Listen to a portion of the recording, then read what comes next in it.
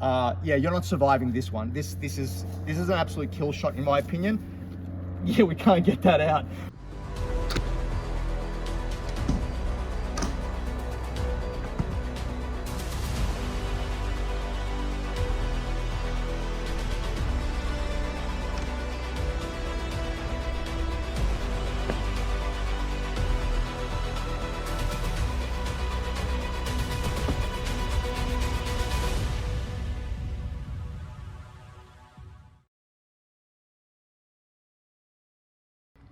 Hi guys, my name is Stavros. I'm the author of the Tome 6, Book 1 of the Fateful Force, and I'm also a Warbow archer, and today we have another Warbow armor test. Over the last few years, there have been a number of different armor tests, predominantly from gun tubers, against armors that have been passed off as a medieval armor. Now, you know, obviously the most recent one was the Kentucky ballistics test, but there's also been ones from Administrative Results. I think the other one is Demolition Ranch, and there's also been one from the archery YouTube channel, Lars Anderson. Now, the purpose of this video is not to rag on any of them, and I'm not even going to give critical feedback or analysis of those tests, because a lot of YouTubers far more popular and with far greater reach than me have actually given their critical analysis on those armor tests, which I largely agree on. But I wanted to do the test myself so we can see the actual results, you know, firsthand, rather than us just, you know, speculate what is based off, you know, deductive reasoning and, you know, obviously a logical approach for those that are familiar with, you know, the quality and power of weapons of the time. Now, I did name a couple YouTube channels out there, and I want to be clear specifically about Administrative Results video test. In his test, he was adamant and very upfront about the armor that he was using was, you know, very, very cheap, and he got it from eBay. Now, of course, this isn't like medieval accurate. This is just some cheap armor off eBay. And Dash Render was involved in that test, and he was highly skeptical over the quality of the armor and whether it was going to stop any arrows. It feels sturdy. I mean, yeah, and maybe it'll be, So I have... maybe. So I just want to be fair to them as well, that, you know, their test, they weren't purporting to represent that armor as real armor, but nonetheless, it is one of the videos that forms the greater bunch of videos that have been testing these kind of, we'll call it inferior or LARP fake armors. Now, to do the test, I want to make it fair. I'm not going to go out and source, you know, an amazing quality breastplate, you know, that's, you know, 2.5, 3 millimeters thick, you know, hardened steel, you know, the absolute, you know, pinnacle of 15th century armor. I wanted to get something that would be fair to test against the LARP armor. Just like in the Administrative Results video, where they stated that, you know, it's quite sturdy. It is quite sturdy. It is made of metal. However, the problems with this LARP armor is it's quite thin. And to do the comparison, I have here a Churburg style 14th century breastplate from Forge of Svan. However, like the LARP armor, it's actually on the thinner side. Now, I've sent this armor out to a local laboratory here to do an analysis on it for its general thickness, as well as the Vickers hardness and quality of the metal itself. Now, this breastplate has a variable thickness of between 0.96 millimeters and 1.3 millimeters on the frontage, and it has an average Vickers hardness of 300 VPH, I think it is. Anyway, the average hardness is 300 Vickers hardness, which puts it at a very, very good quality piece of metal, even though it is quite thin. However, I did say that in my last video where I did a lamellar versus brigandine armor test, and if you haven't seen that, please go watch it. It's a fantastic video. I'll put a link in the description. There is historical precedent for 15th century plate armor to be as low as 1 millimeter and 1.3 millimeter in thickness, and even for breastplates, or one particular breastplate made from wrought iron. So I think that this test is going to be a fair comparison between what we believe to be, you know, armor that is not indicative of historical armor, and that is the LARP armor, and another piece of armor that, while on the thinner side of what we believe to be the spectrum for breastplates, it is of a higher quality metal, as well as correctly shaped and appropriate to the medieval times. So with that said, let's head on down to the range. Let's see how we go. All right, so we've set up the LARP armor first. We've got the ballistic gel, and we've got the padded gambeson behind it to give it a, you know, realistic chance of, you know, this is how armor would be worn. Of course, they could wear mail underneath as well, but we're going to go for, you know, obviously the minimum of a padded gambeson and the armor on top. Now, I want to reiterate, for those that aren't familiar with my channel, the ballistic gel we are using today is a 20% NATO standard ballistic gel. It's incredibly resilient. On observation, it looks like it doesn't penetrate, but it does. That's a bounce, but we can see here, it does open up the gel. But if you were to do that against a real flesh target, it'll just go straight through. So if any arrows do penetrate on any of these armors into the ballistic gel, we can assume that against flesh, it would be probably deeper than what would happen in this test. Now, again, we don't know what we're going to penetrate and how much we're going to penetrate, but first we're going to start with the LARP armor and let's see how we go. Okay, so we're going to be using the 107-pound bow again today. I'll put up the stats for this bow on the screen, but it produces, with the weight arrows that we are going to be using, somewhere between 90 and 96 joules of energy. And we're going to start with the Type 9 from Sherman, and this one is 1,062 grains. It's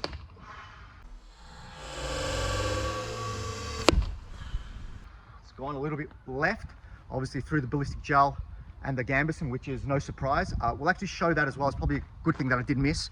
We'll show that as well so we can see the difference in the penetration when it doesn't hit any of the plate armor. Straight through.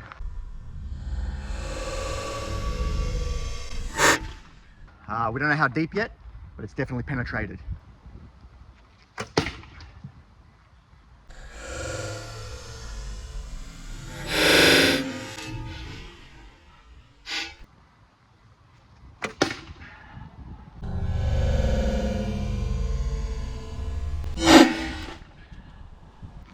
That's a much cleaner hit. All right, so we definitely got 3 penetrations onto the breastplate and they all penetrated. I am going to redo the Type 9 again that went into the gambeson and the ballistic gel alone, but I am going to pull that out now and I'll show you how deep it goes. Like I said, this is very, very resilient gel.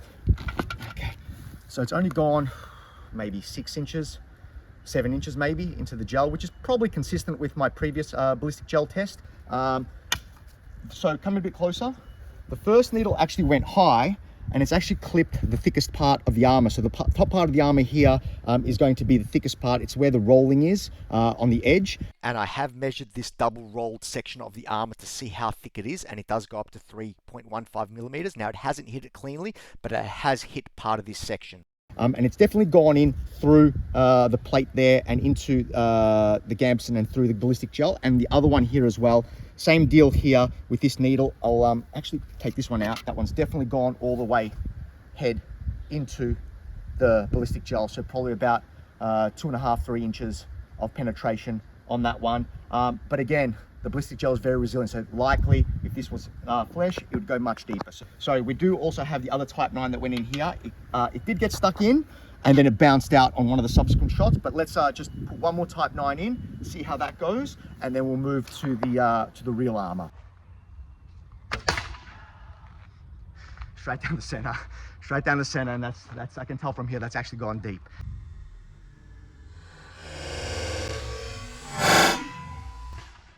So let's review that as well. Let's see how it went. All right, so I can't stop laughing here. This is straight through the guts, straight down the center. You can't even see the bodkin anymore. It's that deep. Yeah, you're not surviving this one. This is an absolute kill shot in my opinion. Yeah, we can't get that out. We're gonna have to turn the camera off and get this out and flip it. But I mean, we can't even see the arrow socket. I'm gonna go grab another Type 9 now so we can see how big the bodkin is, so we can get a gauge of how deep that's got in. But we can't even see the shoulder of the arrow on this one. Okay, so we can see here the size of the Type 9 Warbow. It's a good, 3 inches. I'll go home and I'll measure it and I'll put up the exact measurements on the screen. But that's gone, past the shoulder, into the plate and into the ballistic gel, and it's hard to pull out. So I'm not going to be able to tell how deep it is, but we can rest assured against a flesh target, this armor, this gambeson, that's a killing blow. So we can see that the LARP armor is simply not up to specs. And for those familiar with my channel, you did see my Brigadine versus Lamellar armor test, and we did see both those armor prove incredibly resilient against this bow with these arrows. We had one penetration to the ballistic gel with the needle bodkin, that robust needle bodkin that we just did use now, but it wasn't that deep, whereas the armor and the gambeson defeated all the other arrows and put about 10 arrows on the Brigadine. So for those that haven't watched that test, I highly recommend you go check that test out, I should say. I'm going to do something a little bit different now. I'm not going to go to the proper armor now, the Churburg style 14th century armor. I'm going to give my 90-pound bow a go at this. I want to see if the 90-pound bow can actually get through this armor.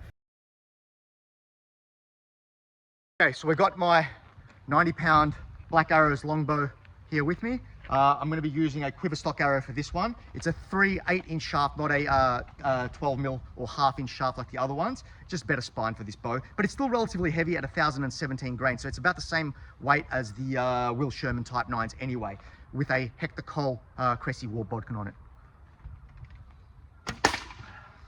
Yeah, straight through. Yeah, straight through. Let's just quickly review it. Yeah, the LARP Armour is just, yeah, people are doing it wrong. I did leave the Type 9 in only because we just couldn't get it out, and we didn't want to take the armor off the ballistic gel before we gave the 90-pound bow a go. That's how deep it is in. But we can see with the Cressy, the Quiverstock, again, it's a lighter pound bow, but it's also 3/8-inch shaft, so it's got less material to push aside, but it's significantly less powerful. It's about 20 joules of energy less power on this bow. And again, it's going beyond the shoulder of the arrow. Maybe I can get this one out. Yep, we can. All right, here we go. I actually left my, yeah, what are we getting? Again, we're getting maybe 4 inches of penetration. If we consider maybe there's an inch of, gap between the plate and the ballistic gel, we're still getting 3 inches of penetration. And when you consider these two factors, the first factor is that if you hit a torso consistently at 3 inches, 3 inches is enough on average that if you hit a torso front on, that it will reach a vital organ. That's all the penetration you need in order to fatally wound someone or to severely wound someone. The fact that this is also the 20% ballistic NATO gel, these arrows would go far deeper against a real flesh target, and they would be absolutely devastating. So I think we've confirmed what we already knew. I mean, people have been shouting about this for years now. I'm not the first one to do that, so I'm not trying to take credit for this. But LARP Armour simply, it's sturdy. It's made of metal, but it's not up to specs. It's not going to stop anything remotely close to a Warbow. And a 90-pound bow, let's make no mistakes, a 90-pound bow is hardly going to be the most powerful bow on the battlefield. Okay, so I have managed to get the breastplate off, and we can see here the penetration through the breastplate, and that's pretty much all going into the ballistic gel.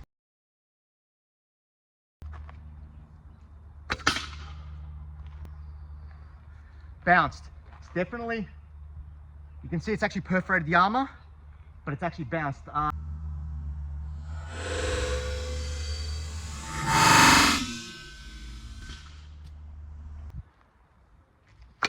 Ooh. Straight through the ballistic gel. Let's try that again.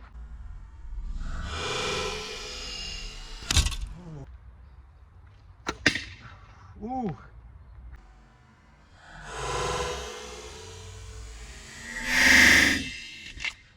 Again, that is pierced, but we can see it hanging.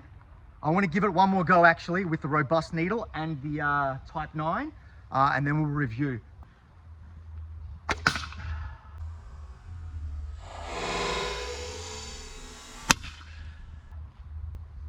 Yep. Okay, so again, a little bit of penetration, but I can see that that's definitely not going to the shoulder like it was against the LARP Armour. Again, I don't know how deep this is, but we'll review it in a moment. Let's just do one more robust needle, see how that goes.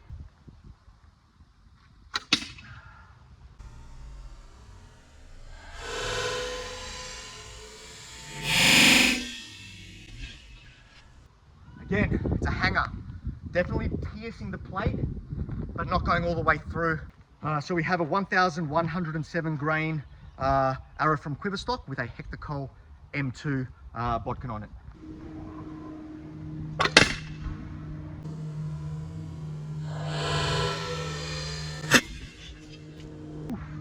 That's definitely got stuck in, but again, I don't think it's gone to the shoulder. Let's go review the damage. Let's see how this breastplate held up, because we are definitely able to put holes in it, and we've seen that with other plate tests as well. You are able to put holes into plate armor.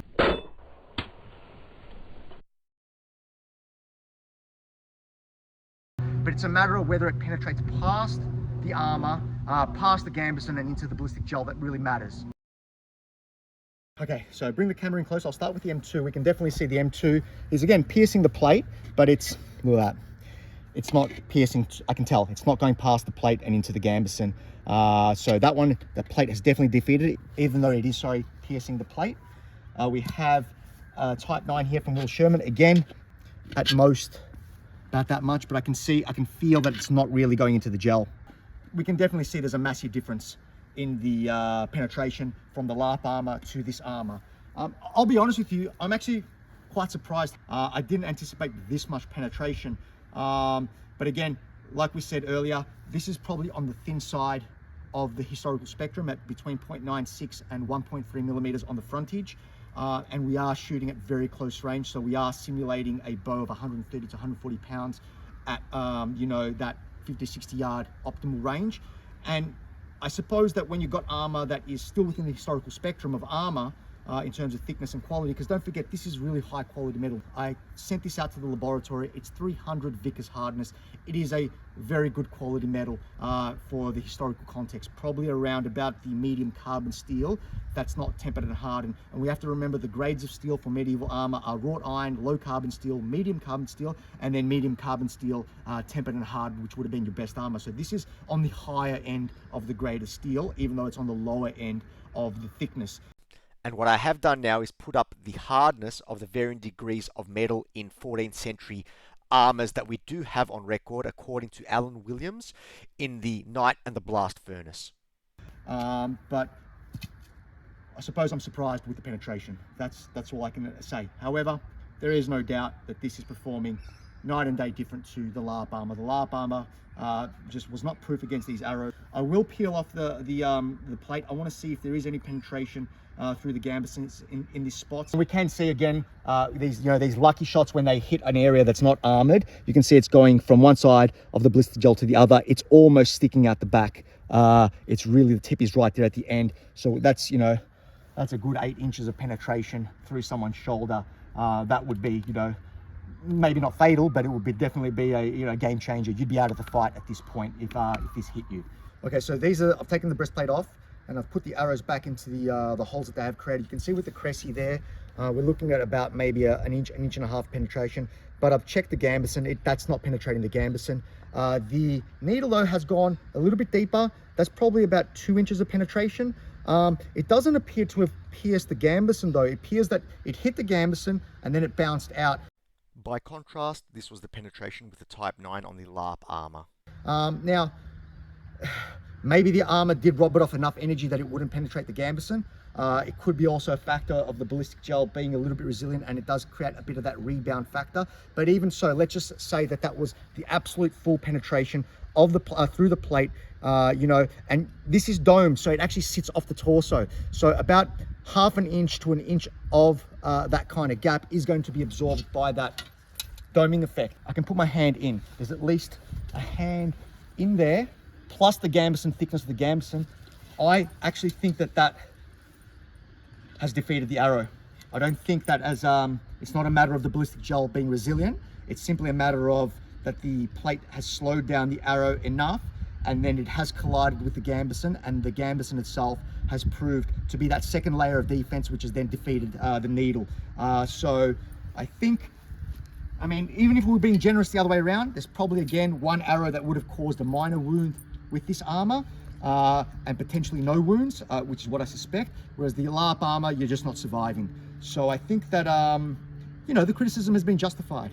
LARP armor, it's great for its purpose, you know, but in terms of testing, you know, using it as a proxy for real armor, it's simply not up to standard. And because even when we use armor that's probably on the lower end of the spectrum against a moderately powerful bow, not the heaviest bow, but a moderately powerful bow, and when we factor in, you know, the range that we're firing these bows at, you know, we are going towards the heavier side of war bows. You're able to pierce this type of armor, although I would say in this case, this armor probably would save your life. The armor is definitely doing its job, and that's the difference between LARP armor and armor that's probably on the low end. I don't think this is the lowest end of the spectrum, because there is armor this thin that's made of wrought iron as well, and that I have no doubt my bows would probably pierce that, judging on this result. But in terms of the lower end of the spectrum, or low to average, I think that's where this armor would sit. So I think this is an appropriate test for the LARP versus real armor type of setting, because we have a piece of armor here that's, you know, closer to the average and more indicative of what real armor is, without, you know, putting something up there that is, you know, phenomenally good, you know, 2.5-inch thick at the front, tempered and hardened steel, which pretty much nothing is going through except for firearms. So yeah, I hope you enjoyed this video. I hope it was informative. It was for me. There were some surprise results. There were some results that weren't so surprising with the LARP armor. And this was really a lot of fun, actually, really a lot of fun. So please leave your thoughts in the comment section. I'd love to hear them. What would you like me to do next? And please subscribe. So please share it, like, subscribe, hit that bell notification, and please support me. So thank you again.